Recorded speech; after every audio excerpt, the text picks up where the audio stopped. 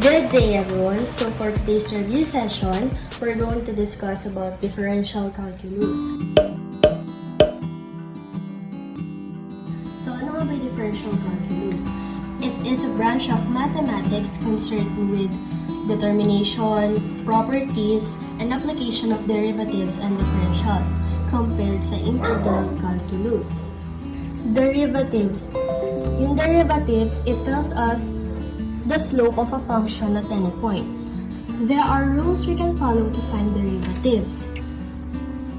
Here are some useful rules to help you work out the derivatives of many functions. So first is yung constant rule, power rule, sum rule, product rule, and yung quotient rule. For our first rule, which is constant rule, so ito po yung example, y is equals to 5. So, dahil constant nga siya, ang derivative na tong constant is 0. So, y prime is equals to 0. Ito na yung final answer. Next is yung power rule. So, for power rule, ang formula natin is nx raised to n minus 1. First example is y is equals to x raised to 5. So, ang gagawin natin is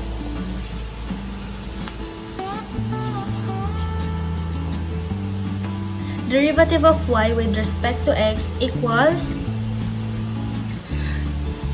itong n na to, ito yon, ibababa natin siya. Bring down. So, 5x 5 minus 1 is 4. Ito na yung final answer. Next example, y equals x raised to negative 3. So, katulad ng ginawa sa example number 1, derivative of y with respect to x is equals to, bring down negative 3, copy x, negative 3 minus 1 is negative 4. So, para mawala yung negative 4 dito, ang gagawin natin is bring down x raised to negative 4 para maging positive siya. So, final answer, negative 3 over x raised to 4. Last example is y equals square root of x.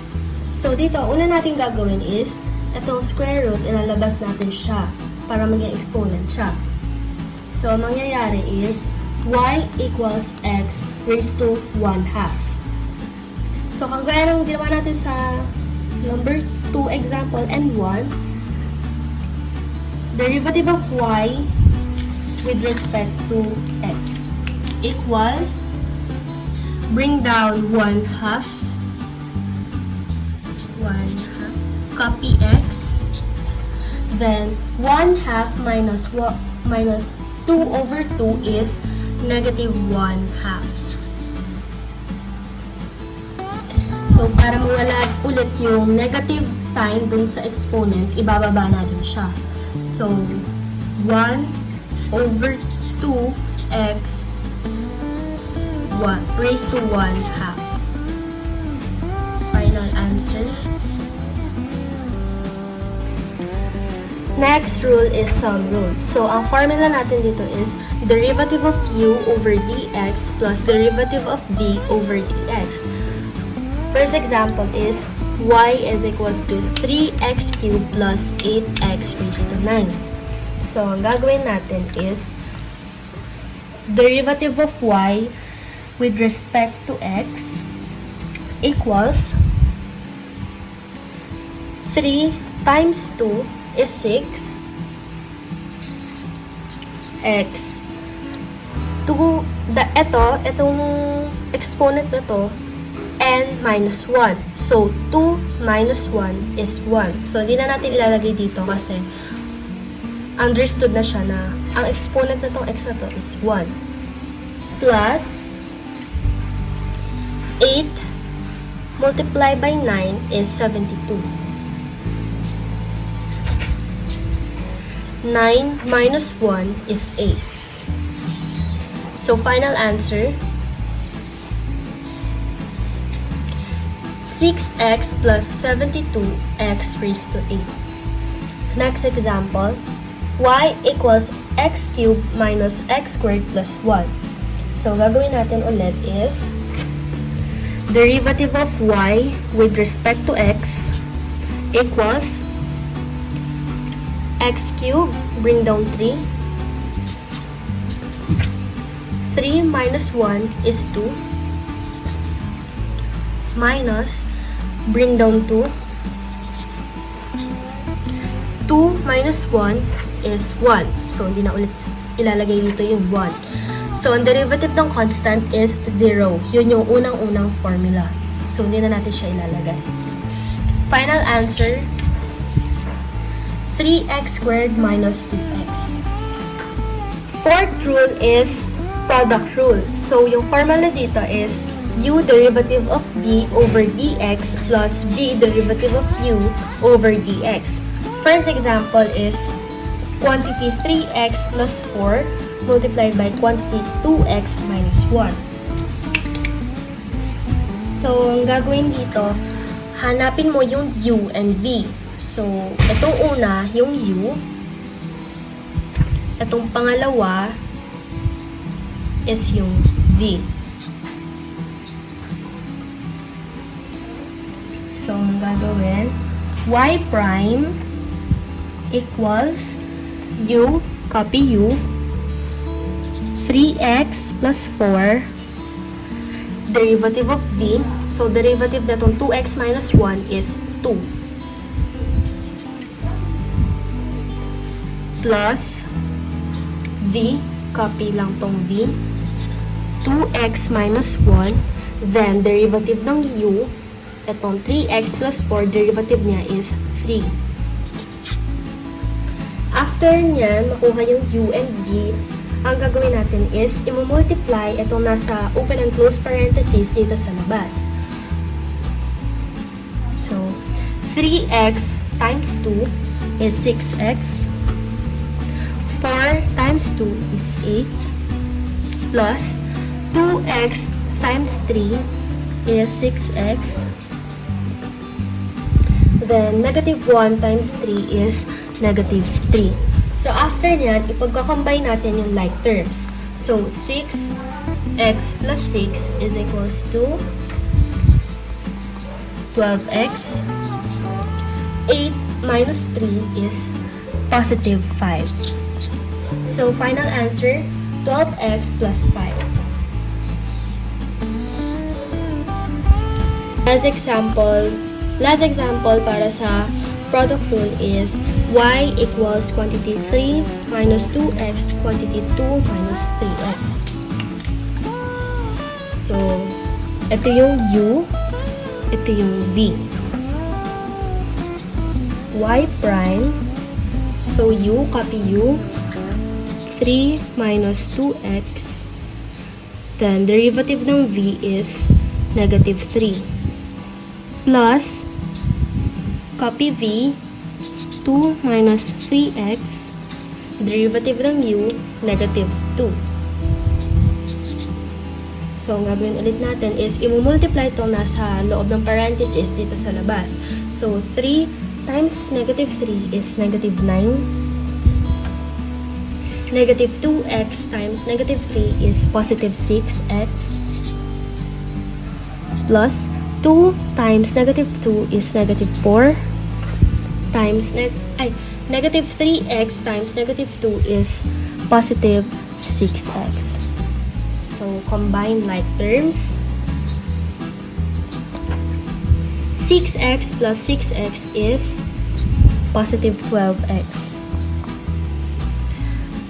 Negative 9 plus negative 4 is negative 13. So, final answer, 12x minus 13. Last rule is yung quotient rule. So, formula is v derivative of u minus u derivative of v over v squared. So first example, y is equals to x plus 3 over x plus 5. So, unang gagawin na again is yung hahanapin yung u and v. So, yung u is yung nasa numerator and yung v is yung denominator. So, ganun ulit. Derivative of y with respect to x equals v, copy v, x plus 5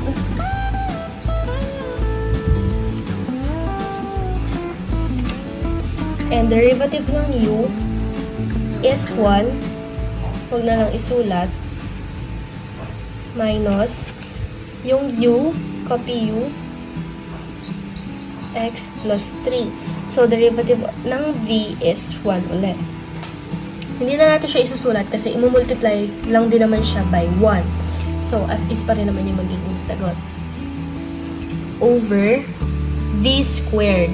V squared is x plus 5 raised to 2. So, next na gagawin is i-combine like terms. So, mangyayari x minus x cancel kasi 0. 5 minus 3 is 2 over copy x plus 5 raised to 2. Final answer. Last example for quotient rule is y equals x squared over x cubed minus 2. So, unang gagawin is y prime equals v, copy v, x cubed minus 2. Derivative of u is, etong x squared is 2x minus u, x squared. Derivative ng v, x cubed minus 2 is 3x squared over v squared. So, x cubed minus 2 raised to 2. Next na gagawin is, i-multiply yung nasa loob ng parenthesis na nasa labas. So, x cubed times 2x is 2x raised to 4. Negative 2 times 2x is negative 4x. Minus x squared times 3x squared is 3x raised to 4. Over x cubed minus 2 raised to 2. So, last na gagawin is combine like terms. So, 2x raised to 4 minus 3x raised to 4 is negative x raised to 4. Tapos ito, minus negative 4 over x cubed minus 2 raised to 2. So, ito na yung final answer. Next topic is yung higher order derivatives. So, dito sa higher order derivatives, pwede mong kunin yung second derivative, third, fourth, fifth, and so on. So, first example, y equals 3x raised to 5 minus x raised to 4 plus 2x cubed minus 2x squared plus 15x minus 25. So, dito, ang gusto kong kunin is fifth derivative.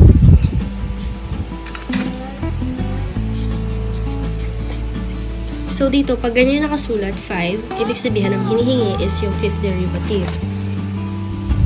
So, ang gagawin is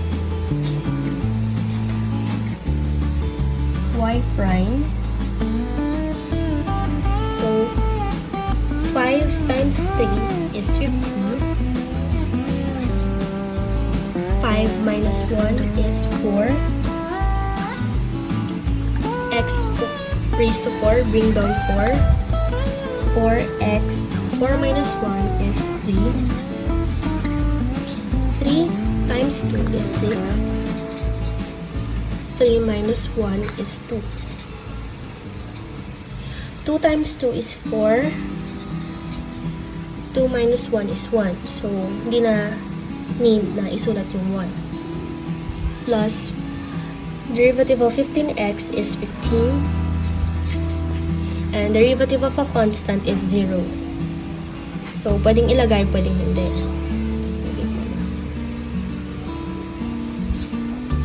Second derivative, 15 times 4 is 60. 4 minus 1 is 3. 4 times 3 is 12. 3 minus 1 is 2. 6 times 2 is 12. 2 minus 1 is 1. 4x, ang derivative nito is negative 4. Derivative of a constant is 0. So, hindi na isusulat. Third derivative. 60 times 3 is 180. X minus 1 is 2. 12 times 2 is 24. Then, 2 minus 1 is 1. 12x derivative nun is 12. And constant. Derivative, fourth derivative. 180 times 2 is 360. 2 minus 1 is 1. Negative 24x. Derivative niya is 24. Then, constant ulit. So, ito na yung fifth derivative, yung hinihingi. So, 360x. Ang derivative niya is 360.